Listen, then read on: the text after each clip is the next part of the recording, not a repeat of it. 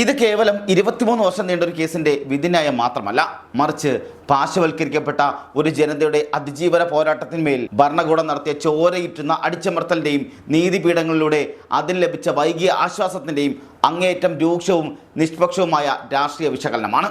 വയനാടിന്റെ മണ്ണിൽ ചോര വീണ കേരള രാഷ്ട്രീയ ചരിത്രത്തിലെ തന്നെ ഏറ്റവും കനത്ത അധ്യായങ്ങളിലൊന്നായ മുത്തങ്ങ ഭൂസമരത്തിനിടെ പോലീസുകാരൻ KV വിനോദ് കൊല്ലപ്പെട്ട കേസിൽ ആദിവാസി ഗോത്രസഭാ നേതാവ് M ഗീതാനന്ദൻ ഉൾപ്പെടെയുള്ള മുഴുവൻ പ്രതികളെയും കോടതി പൂർണ്ണമായും വെറുതെ വിട്ടിരിക്കുകയാണ്. നീണ്ട 23 ദീർഘമായ വർഷങ്ങൾക്ക് ശേഷം വയനാട് പ്രിൻസിപ്പൽ ജില്ലാ session judge E Ayyub Khan പ്രഖ്യാപിച്ച ഈ വിധി കേരളത്തിലെ ഭരണം കൈയാളിയ രാഷ്ട്രീയ നേതൃത്വങ്ങൾക്കും അതുപോലെ പോലീസിനും കനത്ത തിരിച്ചടിയാണ് നൽകുന്നത്. നോക്കൂ, എന്തായിരുന്നു മുത്തങ്ങയിൽ സംഭവിച്ചത്? എന്തിനായിരുന്നു പട്ടിണിയും അനാഥത്വവും അതുപോലെ അടിയാള ജീവിതവും മാത്രം അനുഭവിക്കേണ്ടി വന്ന ആ പാവപ്പെട്ട ആദിവാസികൾ വനഭൂമിയിലേക്ക് കുടിൽ കെട്ടി ഇറങ്ങിച്ചെന്നത്? ഉത്തരം വളരെ വ്യക്തമാണ്. ഒന്നിനു പുറകെ ഒന്നായി അധികാരത്തിലെത്തിയ സർക്കാരുകൾ നൽകിയ വാഗ്ദാനങ്ങളെല്ലാം കടലാസിൽ ഒതുങ്ങിയപ്പോൾ ജീവിക്കാൻ ഒരൽപ്പം മണ്ണ് പോലുമില്ലാതെ തങ്ങളുടെ സ്വന്തം ജന്മനാട്ടിൽ അന്യവൽക്കരിക്കപ്പെട്ടപ്പോഴാണ് ആദിവാസി ജനത സമാധാനപരമായ പ്രക്ഷോഭത്തിലേക്ക് തിരിഞ്ഞത്. ഭൂപരിഷ്കരണ നിയമവും പുരോഗമന രാഷ്ട്രീയ മാതൃകകളും വലിയ തോതിൽ ആഘോഷിക്കപ്പെട്ട കേരളത്തിൽ ഈ മണ്ണിൻ്റെ യഥാർത്ഥ അവകാശികളായ ആദിവാസികൾ എന്നും പുറമ്പോക്കുകളിലും കോളനികളിലും മാത്രം ഒതുക്കപ്പെട്ട് കിടക്കുകയായിരുന്നു. പക്ഷേ 5 ഏക്കർ ഭൂമി എന്ന സർക്കാർ വാഗ്ദാനം പാലിക്കാത്തതിൽ ഭീമമായ പ്രതിഷേധം അറിയിച്ച് 2003 ജനുവരി 5-നാണ് CK ജാനുവിൻ്റെയും M ഗീതാനന്ദൻ്റെ നേതൃത്വത്തിൽ 825 കുടുംബങ്ങളിലെ 5000-ഓളം വരുന്ന ആദിവാസികൾ മുത്തങ്ങ വനം കയ്യേറി ഊര് സ്ഥാപിച്ചത്. സമരം നടത്തിയത് കേവലം ഒരു വനക്കയ്യേറ്റമായിരുന്നില്ല, മറിച്ച് തങ്ങളുടെ പരമ്പരാഗതമായ മണ്ണിലെ അവകാശം സ്ഥാപിച്ചെടുക്കാനും സ്വയം ഭരണത്തിൻ്റെ സന്ദേശം ഉയർത്തിപ്പിടിക്കാനും വേണ്ടിയുള്ള ജീവൻ ഭരണ പോരാട്ടം കൂടിയായിരുന്നു.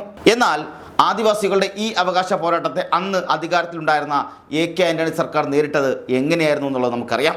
സമാധാനപരമായി സമരം ചെയ്ത പാവപ്പെട്ട ആദിവാസികൾക്ക് നേരെ വൻ പോലീസ് പടയെയും വനം വകുപ്പിനെയും ഉപയോഗിച്ച് കണിശമായ ഭരണകൂട ഭീകരതയാണ് അന്ന് അഴിച്ചുവിട്ടത്. 2003 ഫെബ്രുവരി 19-ന് AK ആന്റണി സർക്കാർ പോലീസിനെ ഇറക്കി ആ ക്രൂരമായ സമരം അടിച്ചമർത്താൻ തുനിഞ്ഞിറങ്ങി. പോലീസിന്റെ ലാത്തിചാർജും കണ്ണീർവാതക പ്രയോഗവും അതിനുശേഷമുണ്ടായ ക്രൂരമായ വെടിവെപ്പും ആദിവാസി കുടിലുകളെ ചാരമാക്കിയ രംഗങ്ങളും കേരള ചരിത്രത്തിലെ കറുത്ത അധ്യായമായി ഇന്നും നിലനിൽക്കുന്നുണ്ട്. പോലീസിന്റെ വെടിവെപ്പിലും ആക്രമണത്തിലും സമരക്കാരായ ജോഗി എന്ന ആദിവാസി യുവാവ് ദാരുണമായി കൊല്ലപ്പെട്ടു. അതിനു പുറമെ അവർ തലചായ്ക്കാനുണ്ടാക്കിയ കുടിലുകൾക്ക് മുഴുവൻ പോലീസ് തീയിട്ട് നശിപ്പിച്ചു. കാട്ടിലേക്ക് ചിതറിയോടിയ സ്ത്രീകളും പിഞ്ചു കുഞ്ഞുങ്ങളും അടക്കമുള്ളവർ അനുഭവിക്കേണ്ടുന്ന ഭീകര പീഡനങ്ങൾ വിവരിക്കാൻ പോലും പറ്റാത്തതായിരുന്നു. ഇതിനിടയിലുണ്ടായ രൂക്ഷമായ സംഘർഷത്തിലും ആക്രമണത്തിലുമാണ് കണ്ണൂർ KAP 4-ാം ബറ്റാലിയൻ കോൺസ്റ്റബിളായിരുന്ന KV വിനോദ് വെട്ടേറ്റ് കൊല്ലപ്പെട്ടത്. പക്ഷേ സംഭവം നടന്ന് 1/4 നൂറ്റാണ്ടുകളായിട്ടും പ്രോസിക്യൂഷനും അതുപോലെ CBIക്കും ഈ കേസിൽ എന്ത് തെളിയിക്കാൻ കഴിഞ്ഞു എന്നുള്ള ചോദ്യമാണ് ഇപ്പോൾ കോടതി വിധിയോടുകൂടി തികച്ചും സജീവമാകുന്നത്. പോലീസുകാരൻ വിനോദ് കൊല്ലപ്പെട്ട കേസിൽ M ഗീതാനന്ദൻ ഉൾപ്പെടെയുള്ളവരെ വിനോദ് വധക്കേസിൽ നിന്നും അതിലെ ഗൂഢാലോചന കുറ്റത്തിൽ നിന്നും വയനാട് പ്രിൻസിപ്പൽ ജില്ലാ സെഷൻ കോടതി പൂർണ്ണമായും ഒഴിവാക്കുകയാണ് ഉണ്ടായത്. കേസിൽ ഗീതാനന്ദൻ അടക്കമുള്ള മറ്റുള്ളവർക്കെതിരെ വധശ്രമത്തിനായോ കൊലപാതകത്തിനായോ ഗൂഢാലോചന നടന്നുവെന്ന് തെളിയിക്കാൻ CBIക്ക് പ്രോസിക്യൂഷന് കഴിഞ്ഞതേയില്ല. വിനോദിനെ വെട്ടിപ്പരിക്കേൽപ്പിച്ചതാണ് മരണത്തിനിടയാക്കിയതെന്നും അദ്ദേഹത്തെ അവസാനമായി വെട്ടിയത് 2-ാം പ്രതിയായ അശോകനാണെന്നും കോടതി നിരീക്ഷിച്ചുവെങ്കിലും ഇയാൾ വിചാരണ വേളയിൽ തന്നെ മരണപ്പെട്ടതിനാൽ ശിക്ഷ വിധിച്ചിട്ടില്ല. ഇതോടെ വധക്കേസിൽ മുഴുവൻ പ്രതികൾക്കും നിയമപരമായ വലിയ ആശ്വാസമാണ് ലഭിച്ചിരിക്കുന്നത്. അതേസമയം തന്നെ പോലീസുകാരനായ അബ്ദുൽ സലാമിനെയും അതുപോലെ വനപാലകരെയും തട്ടിക്കൊണ്ടുപോയി ആക്രമിക്കുകയും ഗുരുതരമായി പരിക്കേൽപ്പിക്കുകയും ചെയ്ത കേസിൽ 1-ാം പ്രതി M ഗീതാനന്ദൻ, അതുപോലെ 3-ാം പ്രതി ബിനു, 5-ാം പ്രതി രമേശൻ, അതുപോലെ 11-ാം പ്രതി അനിൽകുമാർ എന്നിവർ കുറ്റക്കാരാണെന്ന് കോടതി കണ്ടെത്തിയിട്ടുമുണ്ട്. വധശ്രമം, വനപാലകർക്കും പോലീസ് നേരെ ഉണ്ടായ ആക്രമണം എന്നീ കുറ്റങ്ങൾ തെളിഞ്ഞതോടെ ഇവർക്ക് 5 വർഷം കഠിന തടവും 10,000 രൂപ പിഴയും വിധിച്ചിട്ടുമുണ്ട്. ഈ കേസിൽ 23 മുതൽ 57 വരെയുള്ള ബാക്കി പ്രതികളെ കോടതി പൂർണ്ണമായും വെറുതെ വിട്ടു. എന്നാൽ കേസ് നടത്തിപ്പിൽ തങ്ങൾക്കൊട്ടും തൃപ്തിയില്ല എന്നും അന്വേഷണ ഏജൻസികളുടെ വീഴ്ച മൂലം തങ്ങൾക്ക് നീതി ലഭിച്ചിട്ടില്ലെന്നും കൊല്ലപ്പെട്ട വിനോദിൻ്റെ കുടുംബം മാധ്യമങ്ങളോട് പ്രതികരിച്ചത് ഭരണകൂടത്തിനും അന്വേഷണ സംഘത്തിനും വലിയ തിരിച്ചടിയാണ് ഉണ്ടാക്കുന്നത്. കൃത്യമായ തെളിവുകൾ ശേഖരിക്കുന്നതിലും കുറ്റപത്രം കോടതിയിൽ സമർപ്പിക്കുന്നതിലും ഉണ്ടായിട്ടുള്ള ഗുരുതരമായ പാളിച്ചകളാണ് കേസ് ഈ രീതിയിൽ അവസാനിക്കാൻ കാരണമെന്നാണ് അവരുടെ ആരോപണം. ആകെ 57 പ്രതികളുണ്ടായിരുന്ന കേസിൽ വിചാരണ പൂർത്തിയാകാൻ 23 വർഷമെന്ന ദീർഘകാലമെടുത്തു എന്നുള്ളത് തന്നെ നമ്മുടെ നിയമ പോലീസ് സംവിധാനങ്ങളുടെ വലിയൊരു വീഴ്ചയായി തന്നെ തുറന്നു കാട്ടപ്പെടുന്നുണ്ട്. വിചാരണ നടപടികൾക്കിടെ 13 പ്രതികൾ മരണപ്പെടുകയും ഒരാളെ കാണാതാവുകയും ചെയ്തിരുന്നു.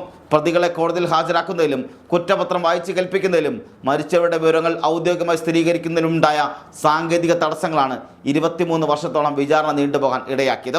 ആദ്യം ലോക്കൽ പോലീസും പിന്നീട് ക്രൈംബ്രാഞ്ചും ഒടുവിൽ CBI ചെന്നൈ യൂണിറ്റുമാണ് കേസ് അന്വേഷിച്ചത്. എറണാകുളം CBI കോടതിയിൽ നടന്നു വന്ന വിചാരണ ഹൈക്കോടതി ഉത്തരവിനെ തുടർന്ന് കൽപ്പറ്റ സെഷൻ കോടതിയിലേക്ക് മാറ്റുകയായിരുന്നു. CBI പോലുള്ള ഒരു വൻ ഏജൻസി വർഷങ്ങളോളം അന്വേഷണം നടത്തിയിട്ടും കുറ്റപത്രത്തിലെ ഗൂഢാലോചന തെളിയിക്കാൻ സാധിച്ചില്ല എന്നുള്ളത് അവരുടെ അന്വേഷണ മികവിനെയും രാഷ്ട്രീയ സമ്മർദ്ദങ്ങളെയും വലിയ തോതിൽ ചോദ്യം ചെയ്യുന്ന ഒന്നുകൂടിയാണ്. ഇവിടെ നമ്മൾ ഗൗരവമായി പരിശോധിക്കേണ്ട മറ്റൊരു പ്രധാനപ്പെട്ട കാര്യം കൂടിയുണ്ട്. മുത്തങ്ങ സമരവുമായി ബന്ധപ്പെട്ട് അന്ന് വനംവകുപ്പും അതുപോലെ പോലീസും ആദിവാസികൾക്കെതിരെ എടുത്ത ഭൂരിഭാഗം കേസുകളും നേരത്തെ തന്നെ കോടതികളെല്ലാം തള്ളിക്കളഞ്ഞതാണ്. ഭരണകൂടത്തിന്റെ രാഷ്ട്രീയ നിയമവേട്ടയാടലുകൾക്ക് ഇരയായ ആദിവാസി ജനതയെ പൂട്ടാൻ പോലീസും സർക്കാരും കെട്ടിച്ചമച്ച കഥകളെല്ലാം കോടതികളിൽ ഒന്നൊന്നായി തകർന്നടിയുകയായിരുന്നു. ഇനി CK ജാനു ഒന്നാം പ്രതിയായ 2 കേസുകൾ മാത്രമാണ് കോടതിയുടെ പരിഗണനയിൽ ബാക്കിയുള്ളത്.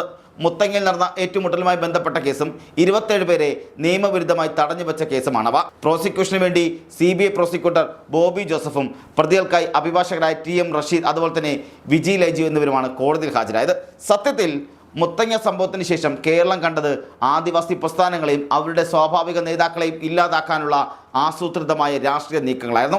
CK ജാനു, M ഗീതാനന്ദൻ തുടങ്ങിയ പ്രമുഖ നേതാക്കളെ ജയിലിലടയ്ക്കാനും അവരെ വധക്കേസുകളിലും ഗുരുതരമായ ആക്രമണ കേസുകളിലും കുടുക്കി എന്നേക്കുമായി പൊതുമണ്ഡലത്തിൽ നിന്നും അടിച്ചമർത്താനുമുള്ള കളി പല കേന്ദ്രങ്ങളിൽ നിന്നും നടന്നു. എന്നാൽ കാൽ നൂറ്റാണ്ടോളമുള്ള നിയമ പോരാട്ടത്തിനൊടുവിൽ വിനോദ് വധക്കേസിൽ നേതാക്കൾ പൂർണ്ണമായും കുറ്റമുക്തരാക്കപ്പെടുമ്പോൾ അത് പോലീസിൻ്റെയും ഭരണകൂടത്തിൻ്റെയും രാഷ്ട്രീയ വേട്ടയാടലുകൾക്കുള്ള കനത്ത മറുപടിയായി കൂടി മാറുകയാണ്.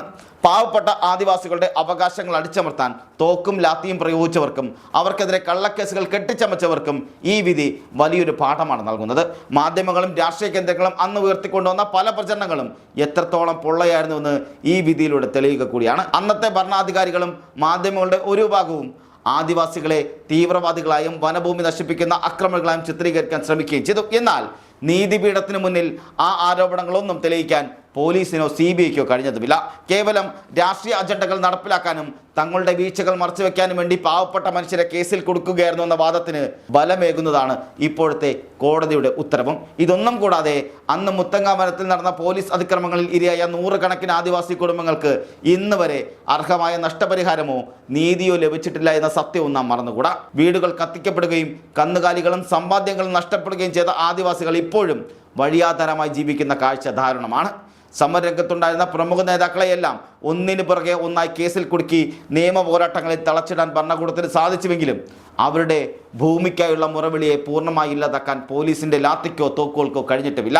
ഇവിടെ മറ്റൊരു തലത്തെ വിശകലനം ചെയ്യുമ്പോൾ അന്വേഷണ സംഘങ്ങൾക്ക് സംഭവിച്ച ഭീമമായ പാളിച്ചകൾ മൂലം ജീവൻ പൊലിഞ്ഞ ഒരു പോലീസുകാരൻ്റെ കുടുംബത്തിനും അർഹമായ നീതി ലഭിച്ചില്ല എന്ന വൈരുദ്ധ്യം ബാക്കിയാവുകയാണ്. ഒരു വശത്ത് പാവപ്പെട്ട ആദിവാസികളെ കള്ളക്കേസുകളിൽ കുടുങ്ങി 23 വർഷത്തോളം കോടതി കയറി ഇറങ്ങേണ്ടി വന്ന സാഹചര്യം, മറുപുറത്ത് കൃത്യമായ അന്വേഷണം നടത്തി യഥാർത്ഥ കുറ്റവാളികളെ നിയമത്തിന് മുന്നിൽ കൊണ്ടുവരുന്നതിൽ ഏജൻസികൾ ദയനീയമായി പരാജയപ്പെടുകയും ചെയ്തു. ഇത് നമ്മുടെ നിയമപാലകരുടെയും ഭരണ സംവിധാനങ്ങളുടെയും നിഷ്ക്രിയത്വത്തെയും അതുപോലെ കഴിവുകേടിനെയുമാണ് വിരൽ ചൂണ്ടിക്കാണിക്കുന്നത്. ഭരണകൂടത്തിന് വേണ്ടി കേവലം രാഷ്ട്രീയ പ്രചരണങ്ങളും താൽക്കാലിക നീക്കങ്ങളും മാത്രമായിരുന്നു എന്നതിന് തെളിവാണ് ഇരുവിഭാഗത്തിനും നീതി നിഷേധിക്കപ്പെട്ട ഈ അവസ്ഥ. അതുകൊണ്ട് തന്നെ ഈ കോടതി വിധി രാഷ്ട്രീയ ഇടനാഴികളിലും പൊതുസമൂഹത്തിലും വലിയ ചർച്ചകൾക്ക് വഴി തുറക്കുകയാണ്. ഒരു ജനതയുടെ ജീവനും സ്വത്തിനും സംരക്ഷണം നൽകേണ്ട ഭരണകൂടം തന്നെ ആദിവാസികളെ ശത്രുക്കളായി കണ്ട് ആക്രമിക്കുകയും വധക്കേസിൽ ഗൂഢാലോചന കുറ്റം ചുമത്തി നേതാക്കളെ തടങ്കലിലാക്കാൻ ശ്രമിക്കുകയും ചെയ്തതിൻ്റെ വഞ്ചനാപരമായ മുഖമാണ് ഇപ്പോൾ അനാവരണം ചെയ്യപ്പെട്ടിരിക്കുന്നത്. നീതി വൈകുന്നത് നീതി നിഷേധത്തിന് തുല്യമാണെന്ന തത്വം മുത്തങ്ങ കേസിൽ അക്ഷരാർത്ഥത്തിൽ അനർത്ഥമായിരുന്നു. കാൽ നൂറ്റാണ്ടുകാലം നീണ്ടുന്ന നിയമ പോരാട്ടത്തിനെല്ലാം ഇടയിൽ മണ്ണടിഞ്ഞു പോയ 13 പ്രതികളുടെ അവസ്ഥയും ഇവിടെ ചോദ്യം ചെയ്യപ്പെടേണ്ടതുണ്ട്. ഇത്രയധികം രാഷ്ട്രീയ കോലാഹലങ്ങൾക്കും ആരോപണ പ്രത്യാരോപണങ്ങൾക്കും വഴിവെച്ചിട്ടുള്ള മുത്തങ്ങ സംഭവത്തിൽ ഒടുവിൽ ഭരണകൂടത്തിൻ്റെ പടക്കപ്പലുകൾ ഒന്നിനുപോലും കോടതിയിൽ തരുമ്പും തിളങ്ങിയില്ല എന്നതാണ് യാഥാർത്ഥ്യമായ കാര്യം. പാവപ്പെട്ട ആദിവാസി ജനതയുടെ നിലനിൽപ്പിനായി ഉയർന്നുകെട്ട ശബ്ദങ്ങളെയെല്ലാം അടിച്ചമർത്താൻ നോക്കിയ രാഷ്ട്രീയ നേതൃത്വങ്ങൾക്കും അന്വേഷണ ഏജൻസികൾക്കും മുമ്പിൽ ഇത് ചരിത്രപരമായ ചോദ്യമായി നിലനിൽക്കും. കേസിൽ ഗൂഢാലോചന കുറ്റം നിലനിൽക്കില്ലെന്ന് കോടതി വ്യക്തമാക്കിയതോടെ അന്നത്തെ പോലീസും ഭരണാധികാരികളും കെട്ടിപ്പൊക്കിയ വാദമുഖങ്ങൾ ചില്ല് കൊട്ടാരം പോലെ തകർന്നു വീണിരിക്കുകയാണ്. ചുരുക്കത്തിൽ മുത്തങ്ങ ഭൂസമരം ഉയർത്തിയ ചോദ്യങ്ങൾ ഇന്നും കേരള സമൂഹത്തിന് മുന്നിൽ തികച്ചും ബാക്കിയാണ്. സ്വന്തം മണ്ണിൽ അന്യവൽക്കരിക്കപ്പെട്ട ആദിവാസി വിഭാഗങ്ങൾക്ക് 5 ഏക്കർ ഭൂമി എന്ന വാഗ്ദാനം ഇന്നും പൂർണ്ണമായി പാലിക്കപ്പെട്ടിട്ടില്ല. ഭരണകൂട ഭീകരതയുടെയും നീതിപീഠങ്ങളിലെ നീണ്ട കാത്തിരിപ്പിന്റെയും ഓർമ്മപ്പെടുത്തലായി മുത്തങ്ങ എന്നും ചരിത്രത്തിൽ നിലനിൽക്കും. കേസിൽ ഗൂഢാലോചന കുറ്റം ചുമത്തി ആദിവാസി നേതാക്കളെ വേട്ടയാടാൻ ശ്രമിച്ചവർക്ക് കോടതി വിധി തിരിച്ചടിയായെങ്കിലും വിനോദിന്റെ കുടുംബത്തിന്റെ നീതിക്കായുള്ള വിലാപവും കാട്ടിൽ വെടിവെറ്റി വീണ ജോഗിയുടെ രക്തസാക്ഷിത്വവും കേരളത്തിൻ്റെ മനസാക്ഷി എന്നും വേട്ടയാടിക്കൊണ്ടേയിരിക്കും. ഭരണകൂടത്തിൻ്റെ തോക്കിൻ മുനയ്ക്കും കള്ളക്കേസുകൾക്ക് മുമ്പിൽ പതറാതെ പോരാടിയ ഒരു ജനതയുടെ അതിജീവന ചരിത്രമായി മുത്തങ്ങ ഭൂസമരം എന്നും അടയാളപ്പെടുത്തുക തന്നെ ചെയ്യും.